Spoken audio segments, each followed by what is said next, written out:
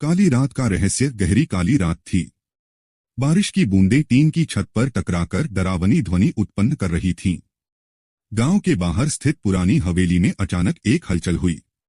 रवि, जो एक खोजी पत्रकार था, इस हवेली की गुत्थी सुलझाने आया था। कहते थे कि यहाँ हर पूर्णिमा की रात अजीब घटनाएं होती हैं। गांव वालों का मानना था कि हवेली में एक आत्मा भटकती है, लेकिन रवि को इन बातों पर विश्वास नहीं था। रात के ठीक 12 बजे हवेली के दरवाजे अपने आप खुल गए। रवि ने टॉर्च जलाकर अंदर कदम रखा। दीवारों पर धूल जमी थी और कोनों में मकड़ियों के जाले लटक रहे थे। तभी अचानक एक काली परछाई तेजी से उसके सामने से गुजरी। रवि ने अपनी सांस रोकी और उस ओर बढ़ा जहां वह परछाई गई थी। अचानक हवा में एक सर्द लहर दौड़ गई। किसी ने पीछे से उसके कंधे पर हाथ रखा।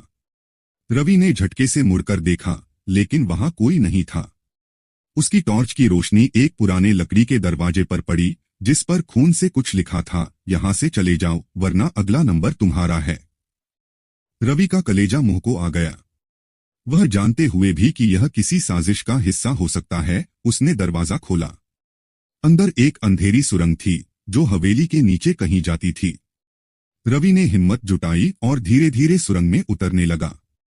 कुछ दूर जाने के बाद उसे वहां एक पुरानी लकड़ी की अलमारी दिखी। उसने जैसे ही उसे खोला, उसके रोंगटे खड़े हो गए।